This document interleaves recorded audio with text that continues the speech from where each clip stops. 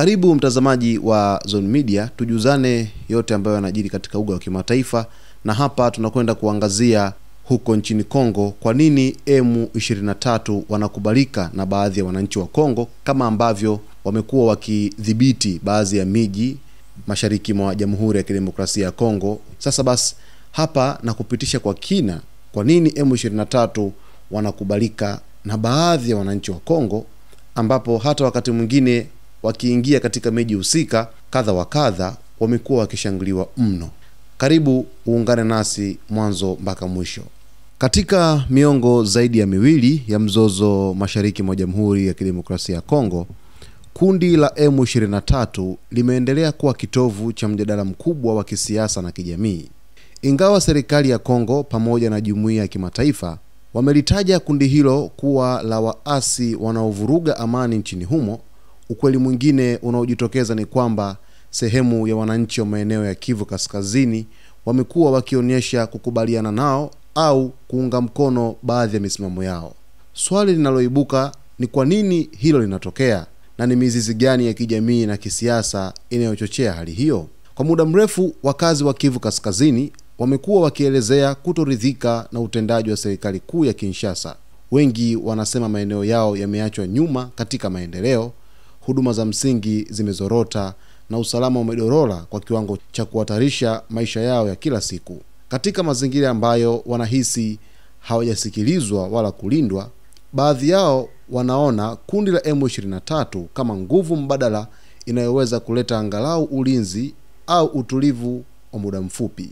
Kwao, kundi lolote linaloweza kudhibiti mashambulizi au kutoa usalama wa misingi huonekana kuwa bora kuliko kutokuwepo kwa ulinzi kabisa. Mbali na hilo, historia ya maeneo imejaa malalamiko ya kikabila ambayo haijawahi kutatuliwa kikamilifu. Baadhi ya jamii, hasa zile zinazohusishwa na M23, zimekuwa zikieleza kwa miaka mingi kuwa zimetengwa kisiasa, zinabaniwa kwenye masuala ya uraia au zinakumbwa na vitisho kutoka makundi yenye misimamo ya chuki za kikabila. Katika mazingira haya, M23 huchukuliwa kama sehemu ya watu, kama chombo kinachotetea haki zao na kuwapa sauti ambayo wanaamini hazijasikika ndani ya mifumo ya serikali ya Jamhuri ya Kidemokrasia ya Kongo. Kwa upande mwingine, eneo hilo limekumbwa na wimbi kubwa la makundi yenye silaha kama vile FDLR na vikundi mbalimbali vya maimai ambavyo mara nyingi hushambulia raia, kufanya uporaji na kusababisha kuwepo kwa hofu ya kudumu. Katika hali hii, baadhi ya wananchi wameshuhudia M23 wakidhibiti maeneo fulani au kupunguza uhalifu kutokana na makundi mengine.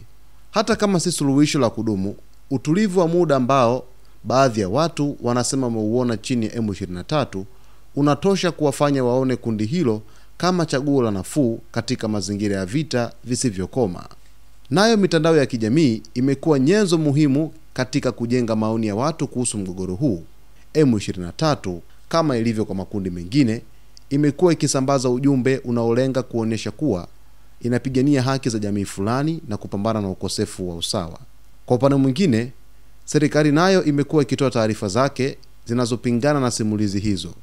Tofauti hizi za simulizi zimewaacha wananchi wengi katika mgawanyiko, na hatimaye baadhi huchukua upande wanaouona unawatetea manufaa au unaonyesha kuelewa shida zao za kila siku. Aidha, uchovu wa vita nao umechangia kupanua wigo wa kukubalika kwa kundi hilo. Wananchi wengi wameishi na vita, hofu ya kuhamishwa mara kwa mara kwa zaidi ya miaka 20. Katika hali ya kukata tamaa, wapo walioanza kuamini kuwa njia nyingine yoyote, hata kama si ya kawaida, huenda ikaleta mwelekeo mpya wa utulivu. Kutokana na mtazamo huu, baadhi yao wanaliona kundi la M23 kama sehemu ya mabadiliko wanayoyahitaji, si kwa sababu wana imani kamili nalo, bali kwa sababu hawajaona suluhisho lingine lenye tija. Hali ya kiuchumi pia imekuwa na nafasi yake. Mashariki mwa Jamhuri ya Kidemokrasia ya Kongo ni eneo lenye utajiri mkubwa wa madini na biashara za mipakani. Kwa muda mrefu shughuli hizi zimekuwa zikifanyika katika mazingira ambayo mara nyingi huongozwa na makundi yenye silaha. Kwa baadhi ya wafanyabiashara na wenye shughuli za kila siku, utawala wa M23 katika maeneo fulani unaonekana kutoa utaratibu unaotabirika zaidi kuliko vurugu zinazotabirika za makundi mengine.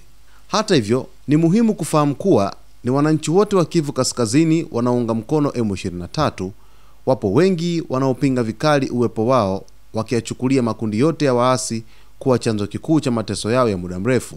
Lakini ukweli mwingine ni kwamba katika mazingira ya ukosefu wa utawala bora, migogoro ya kikabila na mashambulizi ya mara kwa mara, kundi kama M23 limepata fursa ya kukubalika na sehemu ya raia waliochoka na hali inayoendelea.